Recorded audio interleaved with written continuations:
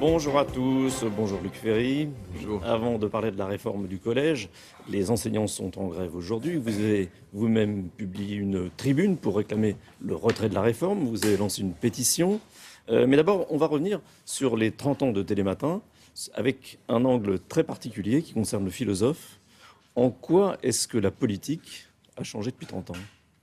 D'abord, bravo pour les 30 ans. C'est rare que dans le monde médiatique, quelque chose dure 30 ans ou quelqu'un dure 30 ans.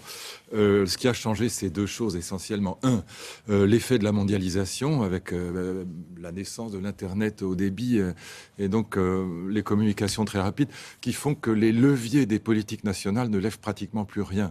Aujourd'hui, l'essentiel de l'économie se passe ailleurs. Les politiques aujourd'hui n'ont plus le pouvoir. Ils n'ont plus la prise sur le monde réel. Donc le plus grand problème politique aujourd'hui, c'est comment reprendre la main sur un cours du monde qui nous échappe très largement. Autrement dit, la politique économique, elle se joue pas à Bercy. Non, elle se joue très peu à Bercy. Et c'est d'ailleurs ce qui alimente le discours de l'extrême droite et de l'extrême gauche, c'est-à-dire la volonté de revenir aux nations. Parce qu'on dit, mais voilà, dans l'Europe et dans la mondialisation, nous sommes squeezés, nous sommes dépassés, nous sommes dépossédés en quelque sorte. Ce qui est d'ailleurs assez largement vrai, même si la réponse qui consiste à revenir aux nations est à mes yeux absurde. Mais les leviers, encore une fois, des politiques nationales ne lèvent pratiquement plus rien.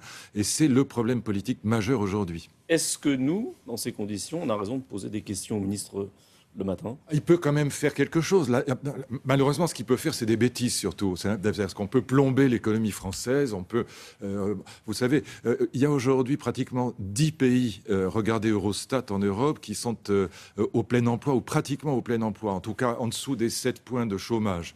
Et donc, par exemple, l'Allemagne est à 4,5 de chômeurs.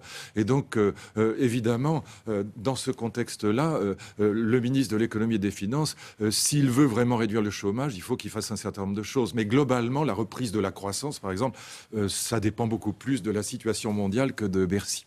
Ce qui a beaucoup changé en 30 ans aussi, c'est cette exigence de transparence qu'on vient de voir de façon éclatante avec le voyage de Manuel Valls à Berlin. Oui, je trouve cette polémique d'ailleurs tout à fait minable et je pense que Manuel Valls a tort de tomber dans le piège, mais enfin, ça le regarde.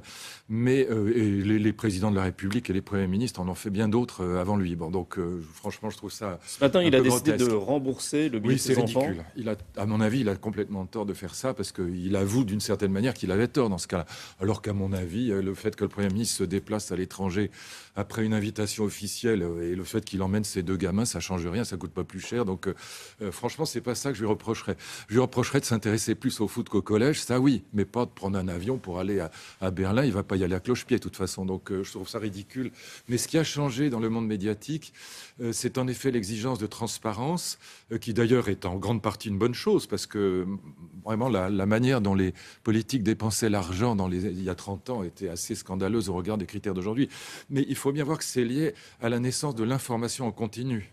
C'est-à-dire que vous avez sur votre smartphone l'information en continu, vous avez les chaînes d'information comme BFM, France Info sur la radio.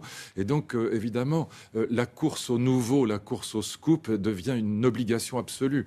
Ce qui fait que dans la presse, très souvent, on le ressent assez fort, le nouveau remplace l'important, parce que le nouveau est devenu obligatoire. Même si le nouveau est idiot et sans intérêt, il est quand même ce qui se vend le lendemain matin. Le patron du Figaro ou du Parisien, il ne peut pas vous resservir le matin ce que vous avez déjà eu 3 fois dans la journée avec votre smartphone, avec France Info et BFM.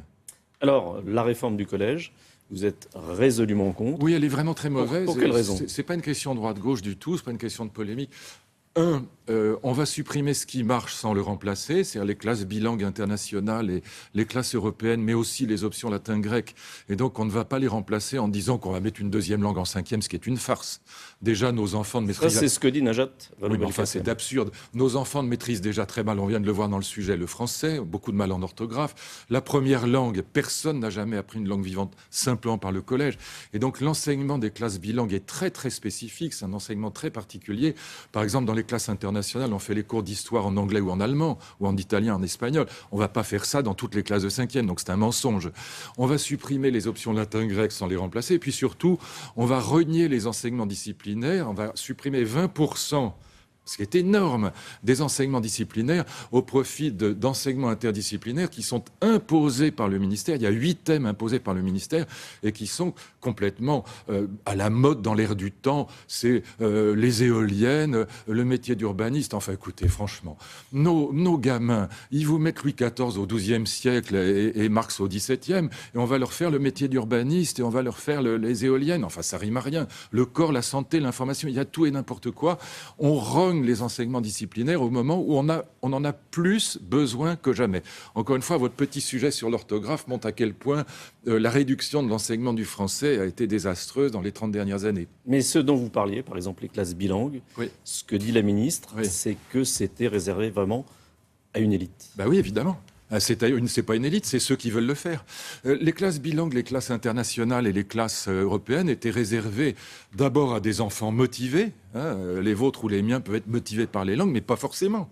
Ils peuvent être motivés par d'autres choses. Et puis c'était réservé en priorité à des enfants dont les parents allaient travailler à l'étranger, par exemple pour les classes internationales. Bon, mais ce qu'il faut faire, c'est pas supprimer ça, c'est offrir d'autres diversifications à d'autres enfants.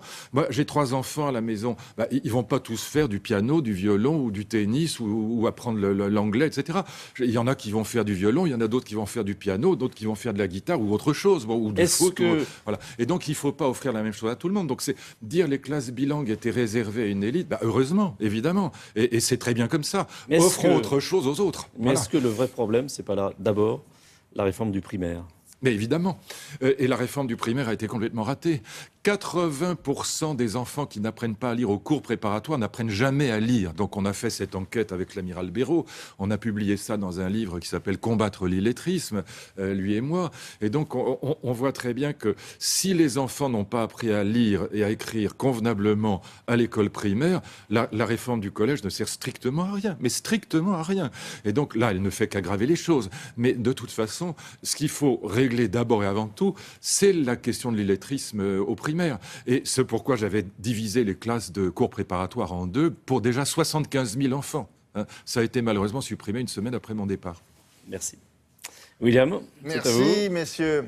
On parlait de ces 30 dernières années. Dans quelques instants, avec Isabelle Martinet, spécialiste de la consommation chez Télématin, nous allons voir, en regardant dans le rétroviseur, comment ça s'est passé en ces 30 ans-là, et notamment l'émergence de la consommation et des magasins